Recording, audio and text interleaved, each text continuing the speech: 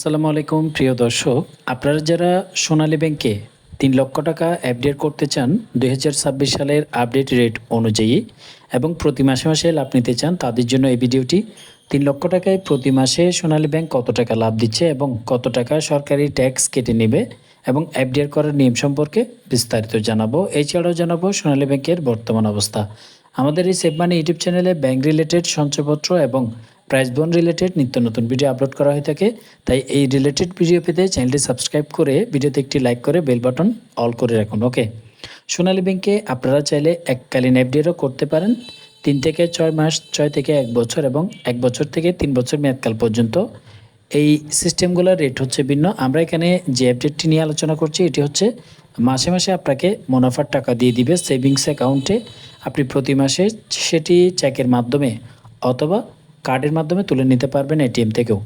তো এখানে যে দেখতে পাচ্ছেন ১২ নম্বরে সোনালী মান্থলি প্রফিট ডিপোজিট স্কিম, এই স্কিমটা বর্তমানে চালু করা হয়েছে। বর্তমানে না, আরও অনেক আগে চালু করা হয়েছে, কিন্তু বিগত বছরগুলোতে মাসিক লাভের আপডেট ছিল না। এই আপডেটটি করলে বর্তমানে লাভের পরিমাণ ৮.25% হারে আপনাদেরকে দেবে। তবে এটি খুলতে হবে ৩ বছর মেয়াদকালের জন্য, শুধুমাত্র একটি স্কিম। অর্থাৎ অনেক ব্যাংকে 1 বছর, 2 বছর, 3 বছর মেয়াদিও পাওয়া যায়, তবে সোনালী ব্যাংকে শুধুমাত্র 3 বছর মেয়াদকালের একটি স্কিম চালু করেছে। এবং আপনি যদি টাকা জমা রাখতে চান সর্বনিম্ন ১ লক্ষ টাকা দিয়ে শুরু করতে হবে, এর নিচে রাখা যাবে না। এর উপরে যে কোনো পরিমাণ আপনি রাখতে পারবেন। এই হিসাব অনুযায়ী আপনারা যদি ৩ লক্ষ টাকা রাখেন প্রতি মাসে কত পাবেন।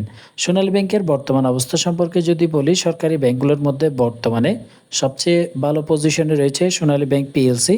আপনারা নিশ্চিন্তে এবং নিরাপদে লেনদেন করতে পারবেন। সোনালী ব্যাংক নিয়ে যদি আপনাদের কোনো অভিযোগ থাকে কিংবা কোনো প্রশ্ন থাকে তাহলে অবশ্যই কমেন্ট বক্সে জানাবেন। ৮.25% লাভ অনুযায়ী প্রতি মাসে আপনাকে দেওয়া হবে ৩ লক্ষ টাকায় ২,০৬২ টাকা ৫ পয়সা করে। এটা হচ্ছে ট্যাক্স কর্তন করার আগে। এখান থেকে অবশ্যই 10% এবং 15% হিসাব করতে হবে। 10% কাদের জন্য? যারা টিন সার্টিফিকেট জমা করতে পারবেন এই এফডিআর অ্যাকাউন্টটি করার সময়। শুধু টিন সার্টিফিকেট জমা দিলে হবে না, সাথে রিটার্ন স্লিপ দিতে হবে। টিন সার্টিফিকেটটা হচ্ছে সরকারকে যে আপনি প্রতি বছরে ট্যাক্স দিচ্ছেন সেটার যে রসিদ সেটা, এবং প্রতি বছর যে ট্যাক্স সাবমিট করার পরে একটি ডকুমেন্টস আপনাকে রিটার্ন স্লিপ দেয়, এই রিটার্ন স্লিপটা আপনাকে জমা করতে হবে। তাহলে 10% লাভের টাকা থেকে কেটে ১,৮৫৬ টাকা ২৫ পয়সা পাবেন।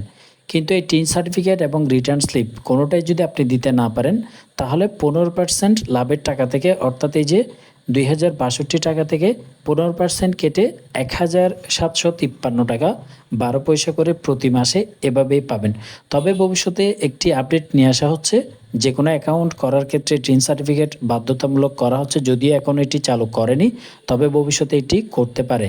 আরেকটা বিষয় বলে রাখি, এই এফডিআর অ্যাকাউন্টটি করলে অবশ্যই আপনাকে একটি সোনালী ব্যাংকে সেভিংস অ্যাকাউন্ট থাকতে হবে। যদি না থাকে সেক্ষেত্রে নতুন করে একটি অ্যাকাউন্ট করে আপনার এই এফডিআর অ্যাকাউন্টের সাথে লিঙ্ক করে দেবে। কারণ প্রতি মাসে মাসে নির্দিষ্ট তারিখের পর আপনার যে লাভের টাকা সেটি অটোমেটিক ওই সেভিংস অ্যাকাউন্টে দিয়ে দেওয়া হবে, সেখান থেকে আপনি টাকাটি তুলে নিতে পারবেন। সোনালী ব্যাংকে আপনি যদি কোনো স্কিম নিয়ে জানতে চান, অর্থাৎ কত লক্ষ টাকা রাখতে চান কত বছর মেয়াদকালের জন্য, কমেন্ট বক্সে জানাতে পারেন।